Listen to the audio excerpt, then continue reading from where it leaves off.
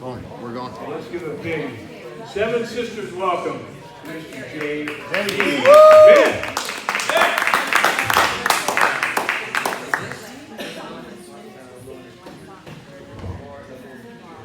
Thank you, Rob.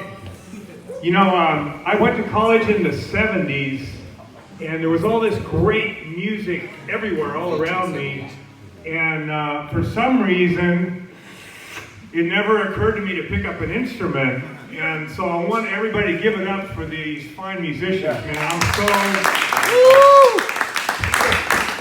I'm so impressed. I waited until I was like 50 years old to try to learn to play the banjo, and there's a joke in that somewhere, I'm sure. But it turns out it's very hard to learn those sorts of things when you're 50. So, at any rate, I have to warn you, I'm unusual, inappropriate, unsophisticated, unfettered, and under investigation. I'm also slightly underprepared, so I'm going to work with notes here so I stay on my script a little bit.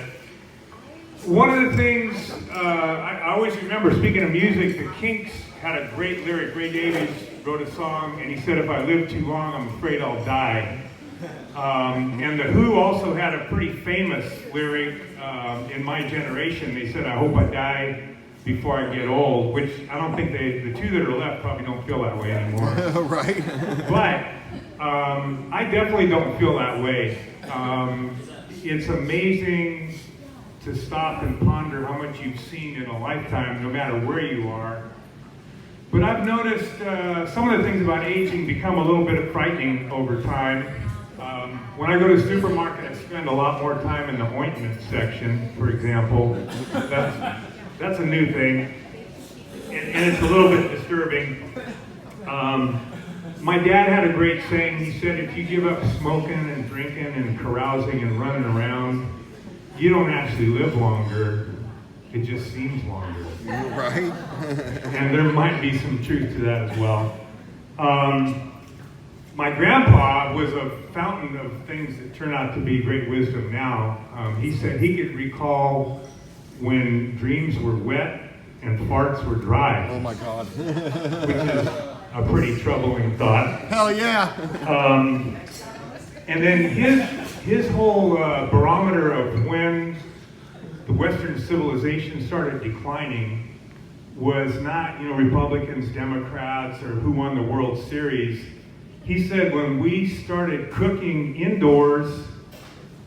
when we started cooking outdoors and going to the bathroom indoors, everything kind of went upside down from that point on. And it's interesting to think my grandpa actually lived in a time when they used outhouses and didn't have barbecues. So anyway, I'm not really afraid of dying. I don't worry about dying. When I go, I want to go like my grandpa. He died in his sleep. Not like the passengers in his car that were kicking and screaming. Oh, shit. One of the things about aging, I'm much more annoyed by robots, man. I'm really fed up with robots in our life. Those heartless bastards really make our lives difficult. You get on the internet and you take care of something through a robot and the order gets screwed up or there's some sort of problem with what they deliver. And you end up getting on the phone, and you've got a phone tree with like 11 different choices. Press 1 if you're from here, press 2 if you're trying to do that, press 3 if you're, recycling this or that. And you get all the way down to number 11, and it's the thing you need. And you push 11, and there's 7 more choices. And if you haven't already, been ready to just scream and throw the phone at something at that point, you finally get a person on the phone who says, "Hello, my name is Bob. May I help you?" Right, Bob, right? Right, Mowgli. And I'm thinking this guy's real name is probably Rajneesh Bodhisattva or something like that. It's got like too true. Too many consonants and not enough vowels kind of name. Like maybe the name had a big old vowel movement. Anyway, after several minutes of him not solving your problem and avoiding and citing policy, you start getting, I guess I do anyway, I get a little heated, I get a little worn out, I get a little bit dehydrated. And sometimes I get a little bit feisty, and then they start saying sir. And when they're saying sir 2 or 3 times in a sentence, that's like customer service, you know, right. shove it, you old turd. Anyway, and then when we've got all done and they have not resolved the problem that I called about, he'll say, is there anything else I can help you with? And it's like, no, there was one thing I was hoping you could help me with, and you didn't do it. So no, there's nothing else you can do. I mean, what are you going to do, paint my house? Could you teach me to speak Hindu? You know, I just don't know what I'm supposed to say when people don't help me and then ask me what else they can do. So, I don't know if any of you have to go to the dry cleaner. I have a job where I have to wear, really basically just to iron a shirt. It's not fancy. But I didn't ever learn to use an iron, unfortunately. I was married for much of my life, and that was one of the few benefits that lasted through the entire marriage. So the last time I went to cleaners, I noticed a lot of things that are common to going to the cleaners.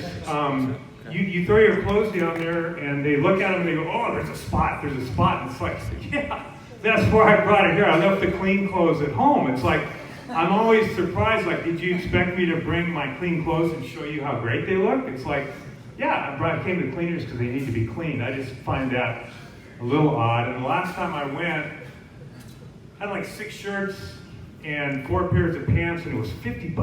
And I thought, God, my shirts aren't that nice. I might just start throwing them away after I wear them a couple times. Right. But instead, I came up with an even better strategy. A friend of mine's very charming wife spent nearly an hour showing me how to iron.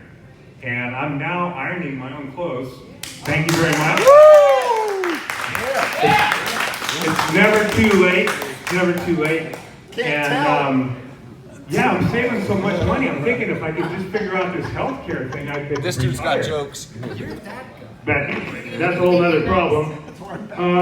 And then I wanted to just touch on a topic that I think we all have some experience with. Anybody here done any online dating? They want to admit it. So anyway, my marriage ended about 5 years ago, and a couple of girlfriends have filled the time in between. But since I moved here, I've been trying, among other things, online dating. And it seems like such a great idea, right? I mean, what could go wrong? You've got a profile that explains what you like. You've got pictures of yourself. It should be just logical. It should be A plus B equals C, like paint by numbers, right? But it's more like algorithm and blues, man. It's like, first of all, people are just a bit untruthful on there. I don't know if anybody else just has a that bit. experience. Just a bit. But when I actually meet with somebody that I met online, the person that shows up frequently looks like the mother of the image that I saw online. They're like at least 15 years and 20 pounds different than what I was expecting. And it's like, did you think I was going to be sight impaired or what? I mean, it's like, yeah, let's start this thing off with a lie. You know, there's a saying that if a picture is worth 1,000 words, I think an online picture is worth 1,000 lies. And then the other thing I noticed, there's a whole different, it's garbage in, garbage out. People don't tell the truth. There is a special vocabulary in the digital world, and as a public service, I put together a list of common words and what you can look at them and take them at face value, or you can pay attention to my interpretation of what the word actually means. So, and it's equal opportunity. I'm gonna cover both men and women. So, for men, if men describe themselves as fun, it means they're good with a remote and a six-pack. Open-minded, guy that's open-minded wants to sleep with your roommate. Athletic, a guy that's athletic, he watches a lot of NASCAR. Good-looking is just arrogant. Huggable means he's overweight with more body hair than a grizzly bear. 40-ish, if somebody describes themselves in their online profile as 40-ish, they're over 55 and they're looking for a millennial. Dude, that's a mature guy, somebody that admits they're mature is probably older than your father. An average looking guy has amazing hair growth on his ears, nose, and back. A guy that likes to cuddle is just an insecure mama's boy. I've heard that anyway, I'm just saying. Educated, that guy plans to patronize the hell out of you. Thoughtful guy says excuse me after he farts. And for women, He just went there. getting a sequel opportunity, and this I'm speaking more from experience, somebody who says they're young at heart is actually as old as a redwood. And emotionally secure, it means medicated. Right. New age means big time, body hair everywhere. Old fashioned means lights out missionary style. Passionate means they're a sloppy drunk. Beautiful is, again, just a pathological liar. And then, that you're asked to describe your build. And again, it's like you're going to meet the person. Why don't you just tell the truth? It's a good start. But instead, my experience has been, you could say fit and athletic, and that's always exciting to me. It's like, that sounds preferable. But the other choices are average build, which means fat. Rubenesque, which also means fat. And voluptuous, which means really fat. Yeah. So, and then a good listener is probably autistic.